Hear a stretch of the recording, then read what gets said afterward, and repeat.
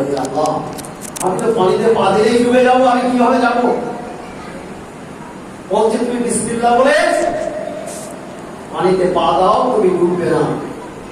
আল্লাহ হুকুম মতো বিসমিল্লাহ বলে যখন পানিতে পা দিলেন, পানির উপর থেকে চলতে শুরু করলেন। কিছু দূর যাওয়ার পর ওই ব্যক্তির কাছাকাছি গিয়ে হাজির হয়ে গেলেন, গিয়ে সালাম দিলেন। ওই ব্যক্তি সালামের উত্তর দিলেন। তারপর বলছে কি ব্যাপার ঈসা আলাইহিস সালাম, আপনি এখানে? ঈসা আলাইহিস সালাম অবাক হয়ে গেলেন যে আমার সঙ্গে এই ব্যক্তির কোনো পরিচয় নেই, কিভাবে জানলেন যে আমি ঈসা নবী? বলছে ভাই আমি একটা জিনিস জানার জন্য এসেছি। বলছে কি বলুন? বলছে আপনি কি এমন আমল করেন যে পানির উপর থেকে চলাফেরা করেন? বলছে আপনিও তো এলেন। বলছে আমি আল্লাহর হুকুমে এসেছি। ওই ব্যক্তি বললেন আমিও আল্লাহর হুকুমে এসেছি। ঈসা আলাইহিস সালাম চিন্তা করলেন ওই ব্যক্তিটা কোন সাধারণ লোক নয়। ওই ব্যক্তি বললেন হে নবী, আপনি যদি আরো বিস্তারিত ভাবে জানতে চান আমার সঙ্গে থাকুন, জানতে পারবেন। ঈসা আলাইহিস সালাম ওনার সঙ্গে শুরু করলেন। কিছু দূর যাওয়ার পর আসমান থেকে একটা সিঁড়ি নেমে এলো। ওই ব্যক্তি বললেন নবী, আপনি আমার সঙ্গে কদম রাখুন, এই সিঁড়িতে কদম রাখুন। যখনই সিঁড়িতে কদম রাখা হলো, সঙ্গে সঙ্গে চৌদ্দ আসমানে পৌঁছে গেলেন। সুবহানাল্লাহ। সেখানে গিয়ে দেখা গেল একজন ব্যক্তি বসে আছে, তার শরীরটা বড় পদার্থে ভালো হয়ে গিয়েছে, শরীরে দূর করে কিছু নেই। তার দুটো বাহু থেকে রক্ত ঝরছে। মনে মনে যাবে কি করছেন? ঈসা আলাইহিস সালাম জিজ্ঞাসা করলেন ভাই, আপনার শরীরের অবস্থা এমন কেন? দুটো বাহু থেকে রক্ত ঝরছে, আর আপনি এখানে বসে বসে কি করছেন? ওই ব্যক্তি বললেন আমি চৌদ্দ আসমানের একজন দায়িত্বশীল ফেরেশতা ছিলাম। যখন আল্লাহ তাআলা ঘোষণা করলো ইন্নাল্লাহা ওয়া মালাইকাতাহু ইউসাল্লুনা আলান নবী ইয়া আইয়ুহাল্লাযীনা আমানু সাল্লু আলাইহি ওয়া সাল্লিমু তাসলিমা, হে সৃষ্টি জগৎ, আমি আমার নবীর প্রতি দরুদ শরীফ পাঠ করি, তোমরাও আমার নবীর প্রতি দরুদ শরীফ পড়ো। এটা যখন বাতাসে ধ্বনিত হয়ে আমার কানে এলো, আমি মনে মনে করেছিলাম আমরা নূরের তৈরি ফেরেশতা, আমাদের খাওয়া দাওয়া নেই, 24 ঘন্টা আল্লাহর জিকির করি। আমার আদম সন্তানের প্রতি যদি দরুদ শরীফ পড়া না হয়, তাহলে কি এমন ক্ষতি হতে পারে? আল্লাহ তাআলা অন্তর্যামী, সমস্ত সৃষ্টির অন্তরের খবর রাখি। সঙ্গে সঙ্গে আল্লাহ তাআলা তার নূরের জ্যোতিটা কেড়ে দিলেন, তার দুটো ডানা কেটে দিলেন। সেই থেকে নিয়ে আজ পর্যন্ত এখানে বসে বসে দরুদ শরীফ পাঠ করছি। বলছে কতদিন হবে? বলছে 10,000 বছর হয়ে গিয়েছে। মোনা মাফ হয়। আল্লাহ তাআলা যখন ফেরেশতাদেরকে জিজ্ঞাসা করেছিল এমনি জাইনুল ফিল আরদি খলিফাতুন, হে মালায়েকা ফেরেশতারা, আমি দুনিয়াতে আমার প্রতিনিধি পাঠাতে চাই, অর্থাৎ মনুষ্য জাতি আমি সৃষ্টি করব। ফেরেশতারা বলেছিল আল্লাহ এই মনুষ্য জাতি আপনি সৃষ্টি করবেন না, এরা জিন জাতির মতো ফতনা ফেসাদ করে সব শেষ হয়ে যাবে। আমরা কোটি কোটি ফেরেশতা, ইয়া আল্লাহ আমাদের খাওয়া দাওয়া নেই, আমরা 24 ঘন্টা আপনার জিকির করি, মনুষ্য জাতি সৃষ্টি করার দরকার নেই। আল্লাহ তাআলা বলেছিলেন দেখো মালায়েকা ফেরেশতারা, আমি যেটা জানি তোমরা সেটা জানো না। দেখবে এই মানুষগুলো হাজারো পেরেশানির মধ্য থেকে এমন নাকি নিয়ে তারা কিয়ামতের ময়দানে হাজির হবে, ফেরেশতারা তোমরা দেখে লজ্জা পাবে।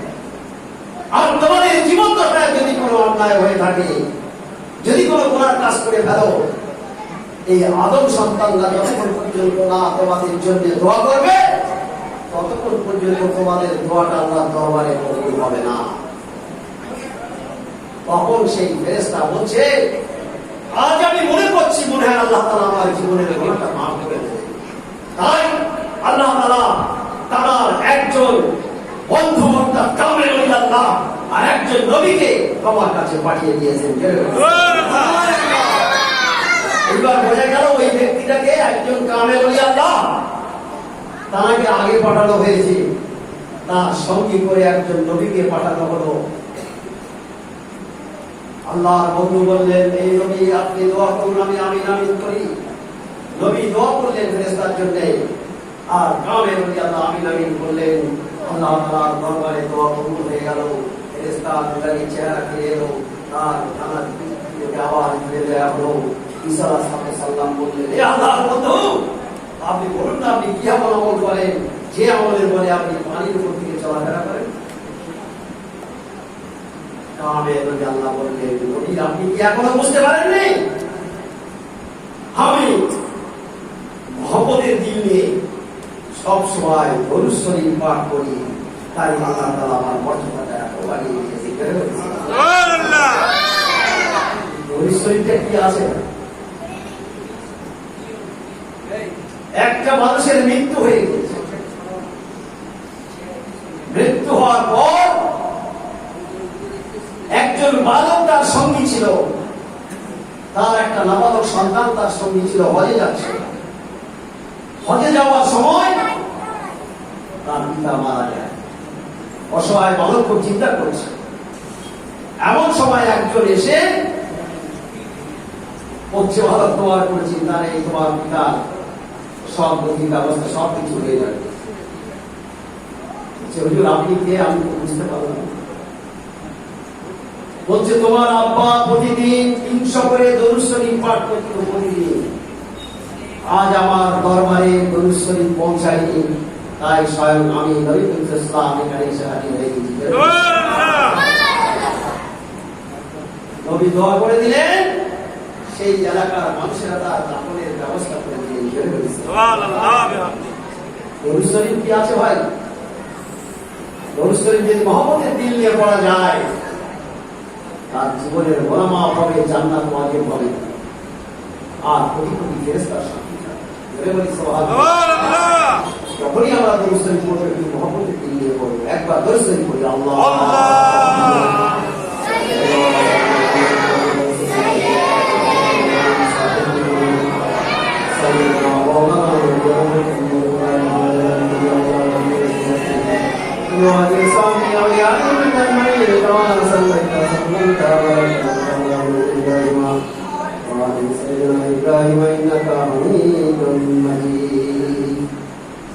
এই মজলিসটা হলো কামেল রাদিয়াল্লাহু হুকুমের মজলিস। 1,24,000 পয়গম্বরের হুকুমের মজলিস, আল্লাহর হুকুমের মজলিস।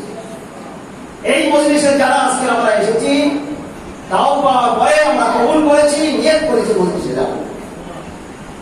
আল্লাহ তাআলা বলে, যখন কোন ইমানদার নিয়ত করে, আমি তার নিয়তটাকে বরবাদ করি না।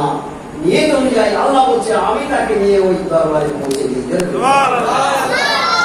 আল্লাহ নিজেই বলছে, আমি যাকে ভালোবাসি, হয় তাকে নবীর দরবারে, না হলে কামেল ওলি আল্লাহর দরবারে, তা না হলেও কামেল ওলি আল্লাহর হুকুমের মজলিসে আমি তাকে আসার এবং বসার তৌফিক দান করি। আমি নিজের ইচ্ছে আসতে পারিনি ভাই, আল্লাহ তাআলা মেহেরবানি করেছেন বলে তাই আমরা আজকে আসতে পেরেছি। আমাদের বলন্দ নসিব এই মজলিসের শুরুতে সর্বপ্রথম কালেমা শাহাদাত পাঠ করা হয়েছে। এই কালেমা শাহাদাত যদি কেউ খালের দিলে একবার পাঠ করে, তার 80 বছরের কুফরি গুনাহ আল্লাহ তাআলা মাফ করে দেন। 70 বছর যদি গুনাহ নেকি তার আমলনামায় লেখা হয়, তার জীবনের গুনাহটা মাফ হয়ে যায়। আর যারা কালেমা সুবহানাল্লাহ পড়েছে, তাদের সম্পর্কে আল্লাহ রাসূল বলেছেন, তাদের জীবনের গুনাহটা মাফ হয়ে যায়, জান্নাতটা ওয়াজিব হয়ে যায়, কোটি কোটি ফেরেশতা সাক্ষী থাকে। আল্লাহ আমাদেরকে ভালোবেসেছে, আমাদের বলন্দ নসিব, তাই আমরা এই জায়গায় আসতে পেরেছি।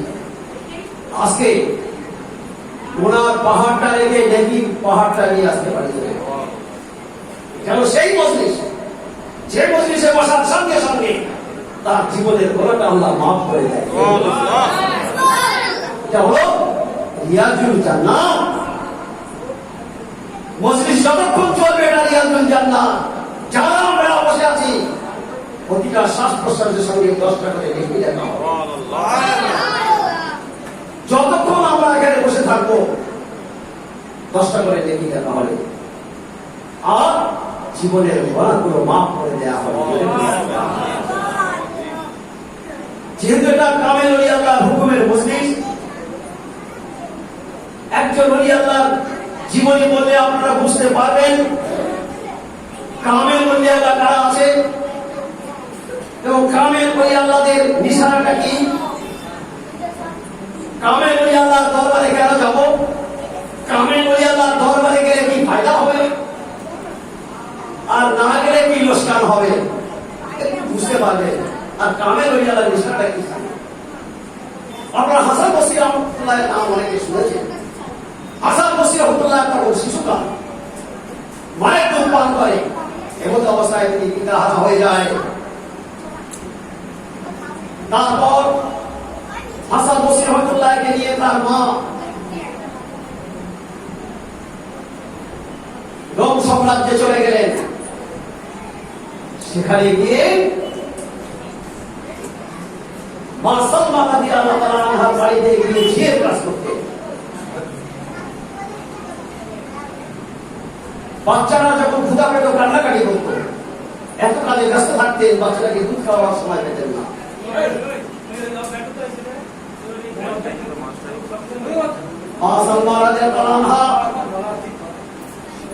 শিশু বাচ্চাটাকে নিয়ে দুধ খাওয়াতেন, আল্লাহর কাছে ফরিয়াদ করলেন, আল্লাহ তুমি এই সুন্দর ফুটফুটে চেহারা বাচ্চাটাকে আল্লাহ তুমি তোমার একজন ভক্ত বানিয়ে দিয়েছো। আর একটু দর্শন করতে করতে আগে আসি, পেছনে যারা আসছেন একটু বসার জায়গা করে দিই। নবীর দরবারে যারা মানুষকে বসার জায়গা করে দিয়েছিল, আল্লাহ তাআলা বলে থাকেন যারা নবীর দরবারে কাউকে বসার জায়গা করে দিল, আমি কিয়ামতের ময়দানে তাকে ওই জান্নাতে বসার জায়গা করে দেব। এই মজলিসে যদি কেউ কারো একটা বসার জায়গা করে দেয়, আল্লাহ তাআলা তাকে জান্নাতে বসার জায়গা করে দেবেন। সুবহানাল্লাহ। হাসান বসরি রহমাতুল্লাহ আস্তে আস্তে বড় হয়ে উঠে জোয়ান যুবক হয়ে গেল। তার মা একদিন তাকে বলছে, বাবা হাসান, ছোট থেকে নিয়ে লোকের বাড়ি ঝিয়ের কাজ করে তোমাকে লালন পালন করে আমি বড় করলাম, তুমি এখন অনেক বড় হয়ে গিয়েছো, তোমার সংসারটা তুমি বুঝে নাও, আমার আর কর্ম করার মতো ক্ষমতা নেই। মায়ের কথা শোনার পর হাসান বসরি রহমাতুল্লাহ বলে বড় কষ্ট হলো, বললো, মা আর তোমার কোনো চিন্তা করতে হবে না, তোমার হাসান এখন অনেক বড় হয়ে গিয়েছে, তবে সে দুনিয়ার সম্পদটা কোথায় আছে দেখতে চায়। তাই তিনি একজন উজিরের সঙ্গে বন্ধুত্ব করলো, তারপর হিরে জহর মুক্ত ব্যবসা শুরু করে বেশ কিছু দিনের মধ্যে বিরাট ঐশ্বর্যের মালিক হয়ে গেল। একদিন তার উজির বন্ধু বলছে, বন্ধু বেশ কিছুদিন হয়ে গেল আমরা ব্যবসা নিয়ে বড় ব্যস্ত আছি, কিন্তু আজকে আমরা এমন একটা জায়গায় বেড়াতে যাব যে জায়গার মনোরম দৃশ্য দেখলে আমাদের বড় ভালো লাগবে, বন্ধু চলো আমরা একবার গিয়ে ঘুরে আসি, আবার আমরা এসে মনোযোগ দিয়ে ব্যবসা শুরু করবো। বন্ধুর কথা বন্ধু শোনে, তাই বন্ধুর ঘোড়ার পিঠে সাওয়ার হয়ে দুই বন্ধু রওনা হয়ে গেল।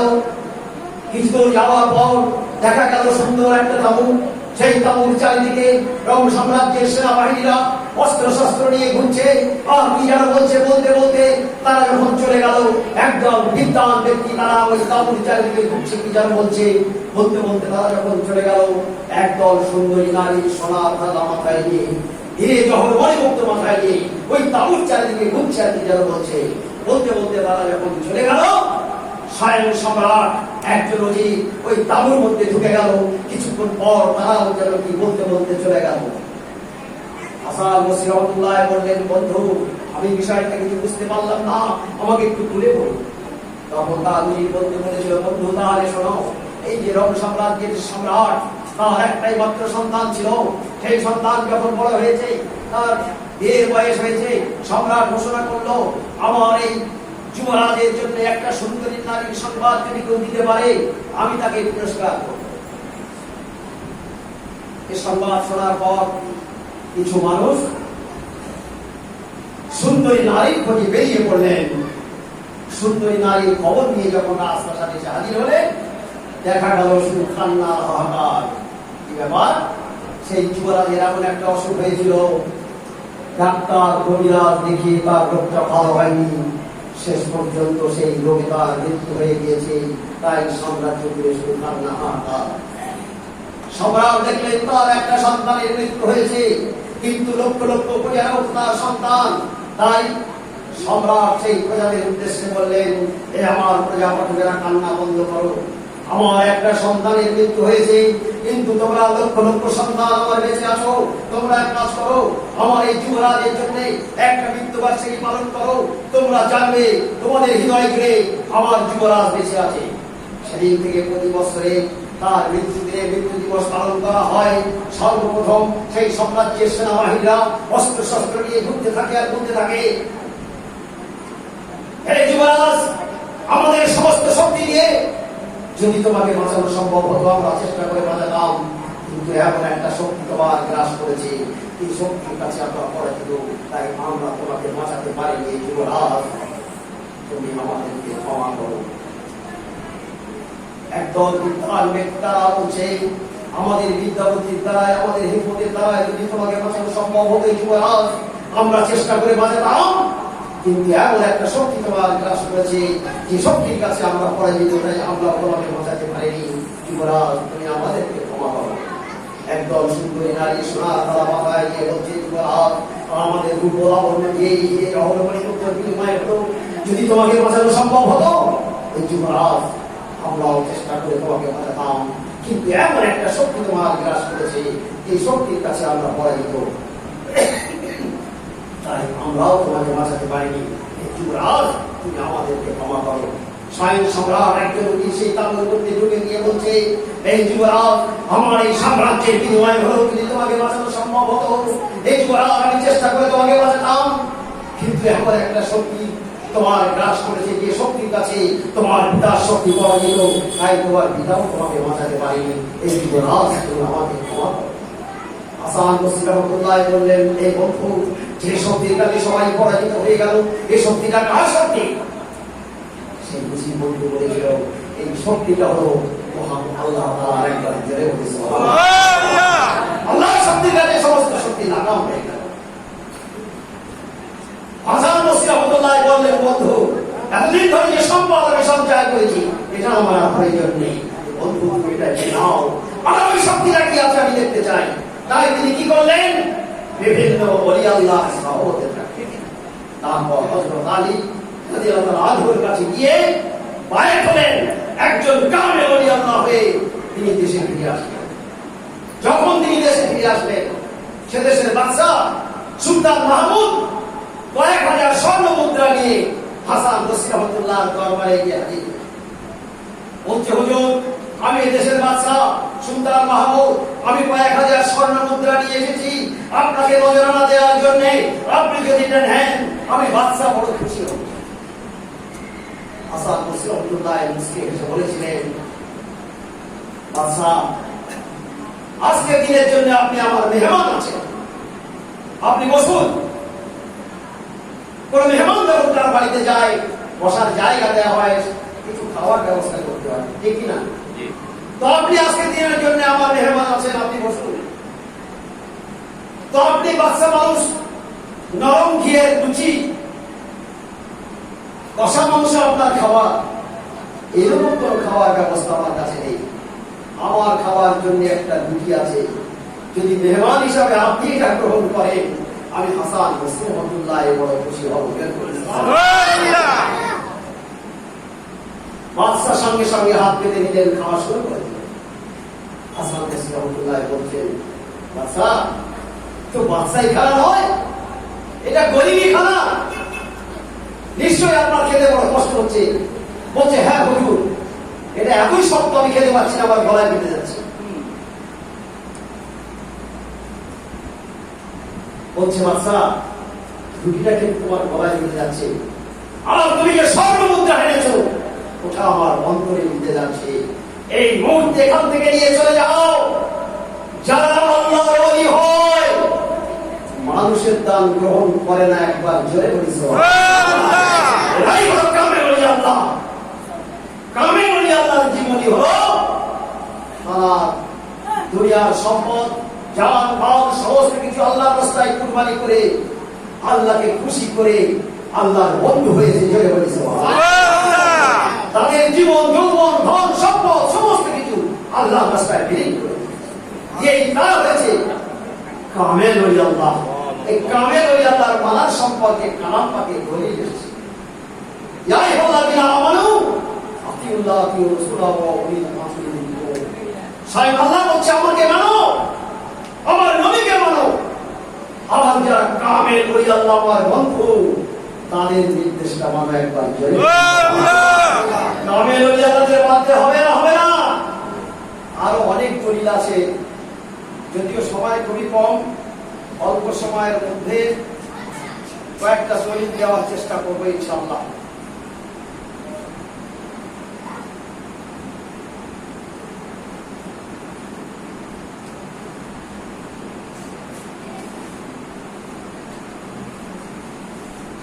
আল্লাহর ওলি তারা যারা আল্লাহর প্রতি ঈমান এনেছে এবং তাকওয়া পরহেজগারি অবলম্বন করেছে, এদের জন্য উভয় জগতে সুসংবাদ। এবং মৃত্যুর সময় উপস্থিত হলে 500 রহমতের ফেরেশতা আল্লাহর ওলিদেরকে বলবেন, ভীত হয়েও না, চিন্তিত হয়েও না, তোমাদেরকে যে জান্নাতের প্রতিশ্রুতি দেওয়া হয়েছে তার সুসংবাদ গ্রহণ করো। সুবহানাল্লাহ।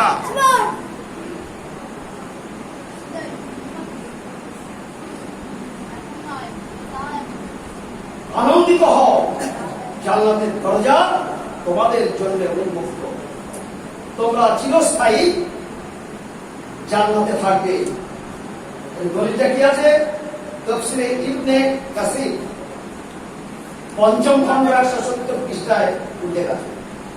তাফসীরে মাআরিফুল কোরআন সৌদি সংস্করণ 611 এবং 12 পৃষ্ঠায় উল্লেখ আছে। কথাটা সত্য না মিথ্যা ভাই? কথা বলুন। সত্য। সত্য মানতে হবে, সত্য। সূরা তাওবার 119 নম্বর আয়াতে আল্লাহ বলেন, ইয়া আইয়ুহাল্লাযীনা আমানু তাকুল্লাহ ওয়া কুনু মা'আস সাদিকিন। হে ঈমানদারগণ, আল্লাহকে ভয় করো এবং সত্যবাদীদের অন্তর্ভুক্ত হয়ে যাও।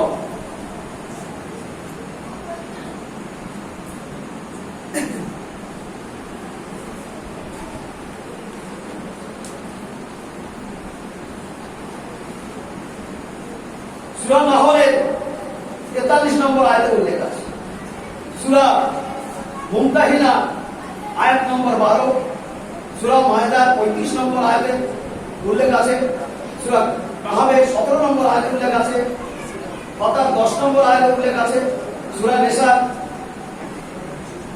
59 নম্বর আয়াতে আল্লাহ বলেন, ইয়া আইয়ুহাল্লাযীনা আমানু আতিউল্লাহ ওয়া আতিউর রাসূলা ওয়া উলিল আমরি মিনকুম। হে ঈমানদারগণ, আল্লাহর আনুগত্য করো এবং রাসূলের আনুগত্য করো এবং তোমাদের মধ্যে যারা হুকুমদাতা তাদের নির্দেশ মান্য করো। সূরা নিসা 59 নম্বর